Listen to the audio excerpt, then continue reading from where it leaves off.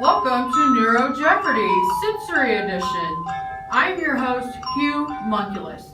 Our objectives for today's game are to understand the type of information that travels up the DCML pathway, to be able to list the different pain pathways, and have a basic understanding of the ways to test the DCML pathway.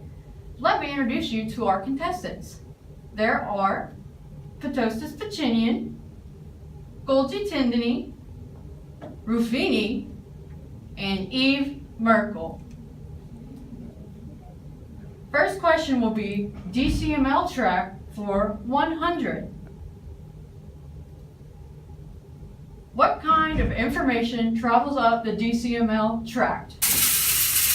Golgi Tindany. Magic school bus. Wrong. Light touch and proprioception. That is correct.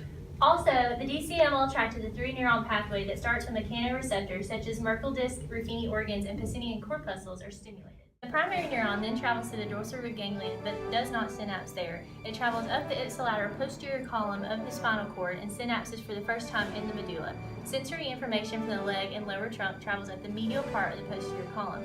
This is called the gracile fasciculus, and it synapses in the nucleus gracilis in the medulla. Information from the upper trunk, arms, and neck travels up the lateral part of the dorsal column. This is called the cuneate fasciculus, and it synapses in the nucleus cuneatus in the medulla. The second order neuron travels from the synapse in the medulla. It immediately crosses in the medulla as the internal arcuate fibers. Axons then ascend to the thalamus as the medial lemniscus and synapse in the ventral posterior lateral nucleus of the thalamus. The third order neuron then goes from the VPL in the thalamus to the primary sensory cortex to the internal capsule. Thank you, Eve Merkel, for that lengthy commentary. Next question, Ptosis Pachinian. Ptosis Pachinian, Oh. you're on the board. Anterolateral tract for 200. Anterior lateral tract for 200. What are the different slow pain pathways? Yes, Golgi Tindany? Traffic on I-65 and 280. Wow, although that is true, that is again wrong. Yes, Ruffini? It's spino-reticular, spino-limbic, and spino-mesencephalic. And I would also like to add that the spino-reticular Well, before she gets travels into another to lengthy your explanation, we'll cut to a commercial break. Alert you in Have low back pain? You do? Well, I have the solution for you. The portable TENS unit. It's a transcutaneous electrical nerve stimulation, also known as TENS. It's a technique in which a special device transmits a low voltage electrical impulse through these electrodes, as seen on the screen, on the skin to the area of the body that's in pain. This device is based on the gate control theory and activation of endogenous opioids.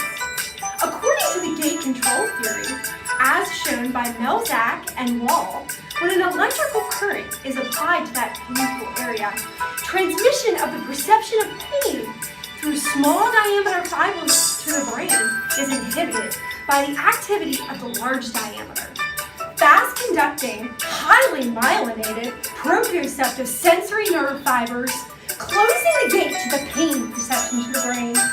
This is all based off of years of scientific research.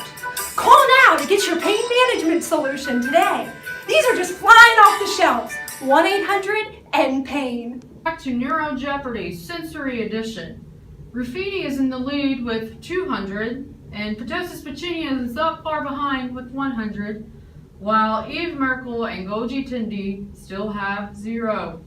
Ruffini, which category would you like? Sensory testing for 300. Sensory testing for 300. How do you test the DCML pathway? Yes, Golgi Tindany. Let me show you. It's like this. Oh my! See? I think she's hyper-reflexive. Again, that is very, very wrong. Yes, Eve Merkel? It's light touch, proprioception, and vibration. That is correct. And let me add, there are different tests that you can do. Stereognosis, where you identify objects in a bag, 2-point discrimination, and kinesthesia, which is where you're testing the awareness of position and movement. But I have my tuning fork with me today, so let me show you how to test vibration sensation. All right, Ruffini, I'm going to show you how we're going to do this today. So This is a tuning fork. Okay, can I see your hand, please? Great, thanks so much. So I'm going to get the tuning fork vibrating. Can you feel that? Yeah. Okay. Do you feel it stop? Mm-hmm. Perfect. So when I test your foot, you're going to feel the same sensation, but you're going to close your eyes so that I know you're not cheating. All right. Can you take your sunglasses off?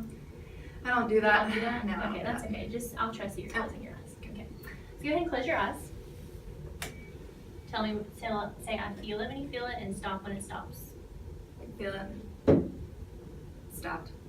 Perfect. Normally you would test both first metatarsal heads and then go from distal to proximal as you find impairments. And that's how you test vibration sensation for the DCML pathway. Thanks again, Eve Merkel, for that lengthy and knowledgeable input.